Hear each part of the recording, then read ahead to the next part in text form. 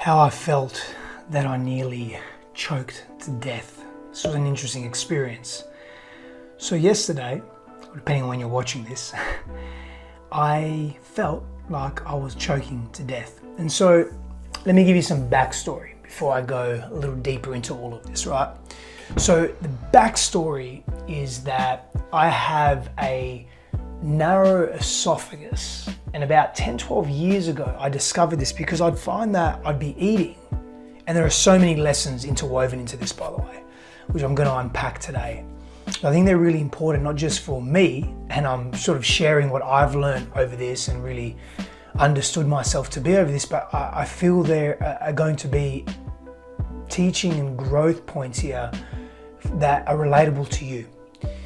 And so about 10, 12, 13 years ago, I can't remember quite exactly, when I had an MRI and I had a scan, and it determined that because I was having trouble sometimes eating, never indigestion or reflux or any of that. Just sometimes if I would eat too fast or I would eat certain foods in a certain way, it would get stuck and I would feel like I can't breathe. Obviously airways are a little different. However, it would feel like that because it'd feel like I'm choking. And I'd have to go through this awful process of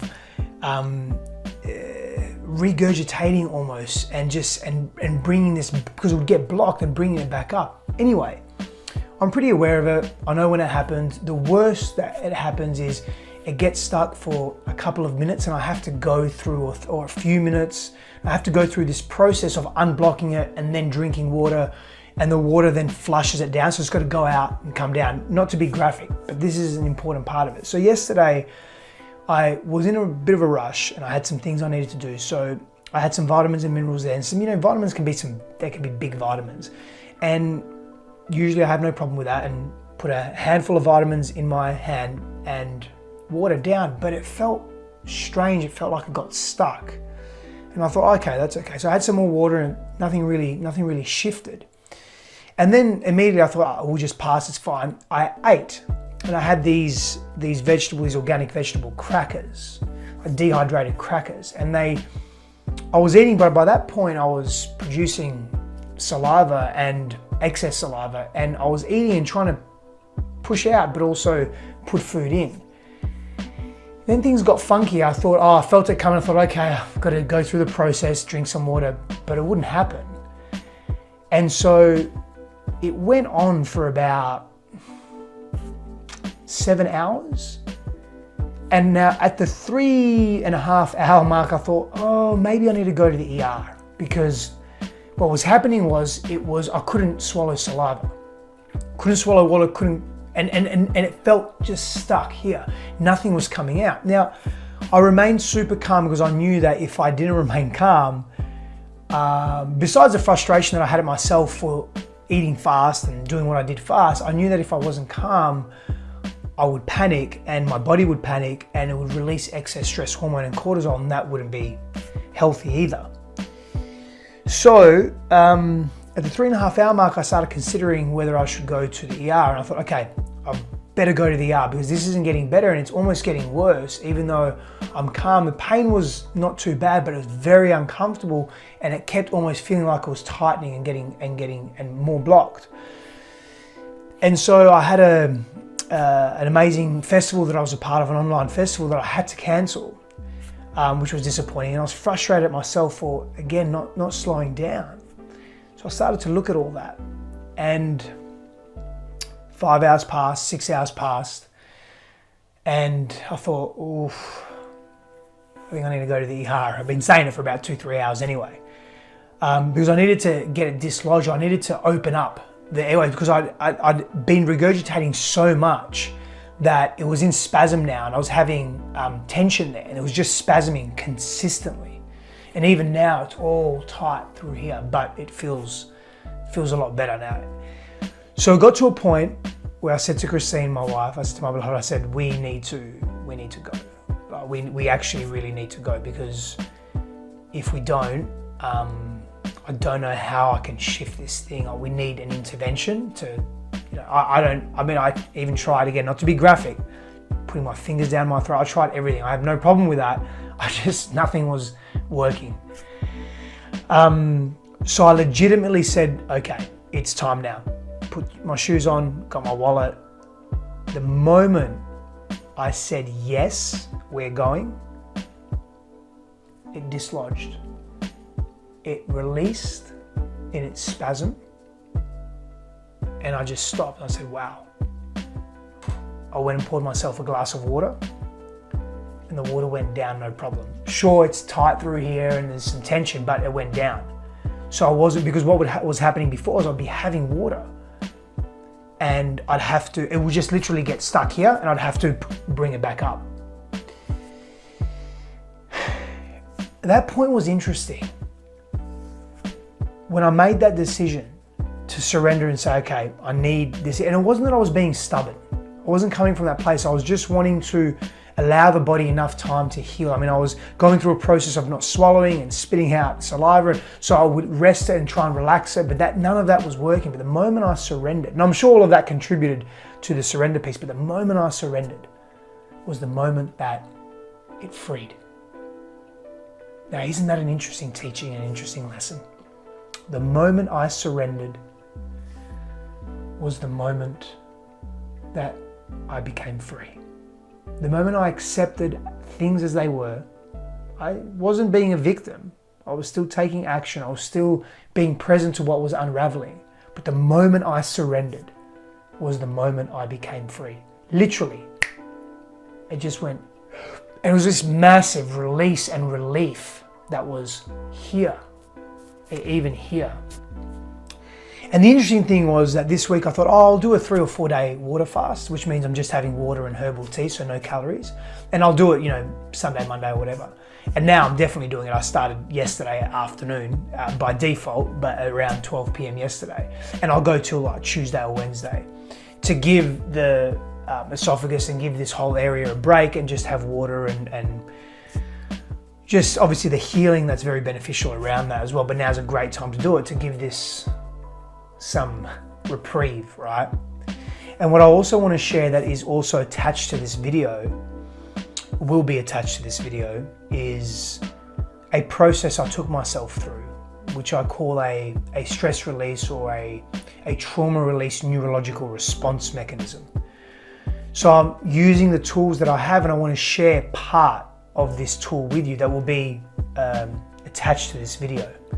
So it will either be before or after. If it's before, then it's before. If it's after, then it will be after. And I take myself through a process because my body physiologically experienced trauma, that consistent regurgitating and that deep tension throughout this whole area. The body's experienced trauma and it needs to release that at a cellular level and a physiological level. Whilst I was mentally calm, the body was still experiencing trauma, and I was angry at myself. I was fucking angry at myself. I was frustrated and angry. And so that's part of that trauma bond. So I took myself through a process that completely released that. And it's part of a larger cyclical step process, and the part that I'll show you that I filmed was a neurological shake process that was accompanied by some deep breathing. One was active and one was more passive. There's a beautiful balance there as well when we're talking about masculine, feminine dynamics. Beautiful balance of the active release, trauma release, and the passive trauma release. Now, I definitely don't recommend you taking yourself through this on your own if you're not with someone that's a professional, if you're not supported, if you have no experience in breath work and in trauma release work. I'm qualified in different areas. I have taken hundreds, thousands of people through different techniques, on a one-on-one capacity and in a group capacity. So I know how to take myself through that. I know my edges in that way. So it's definitely something I don't recommend. However, it maybe is an introduction for you to seek that in a practitioner, to seek that with someone. I do a lot of that with my own clients as well. And there is great service in that for yourself to release that trauma from your being and from your body.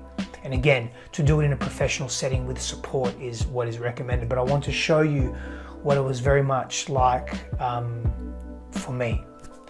So yeah, the throat is a lot better now. And I feel more grounded, of course. It's a little bit uneasy.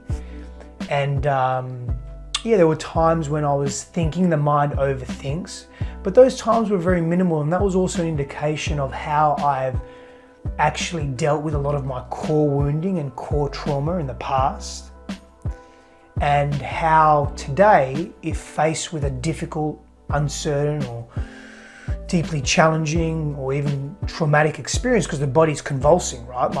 This whole area was convulsing.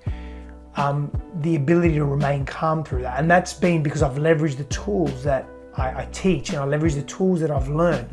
And I've gone into so much of that core wounding that's really released and dissipated that. And so the lesson for me was really slow down. A few weeks ago, my shaman said to me, he said, Steph, the greatest things that you can do for yourself is slow down.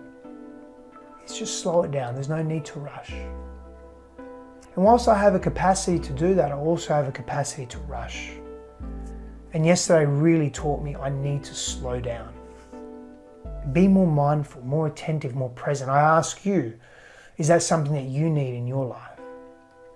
There are a few points there where it was scary yesterday, particularly the point where I said, okay, it's time, like I really need to go to the hospital now.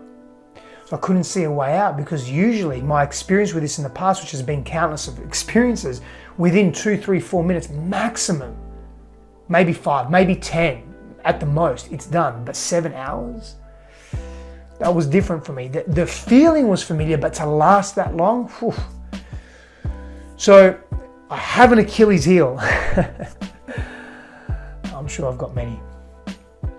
It was an interesting experience and a very deep learning for me, a very deep learning. And so if there's something that you can take from that, maybe it's very directly slowing down in your life before life forces us to slow down. Or maybe it's something else because it's relatable for you. Maybe it's something to do with your health, or something to do with the way you deal with trauma or issues or challenge or difficulty. However, there's a takeaway there, I'm sure, for all of us. Definitely for myself, that's for sure. And for me, it's to slow down. And also to acknowledge how I did remain calm, except for a couple of times where I wasn't that I was worried, but I was angry at myself. But that teaching for me is to be even in deeper compassion for self. And if I relate it to masculine, feminine dynamic, that masculinity within me, my inner core masculine, was able to hold me in calm and poise. However, was also very judgmental of me.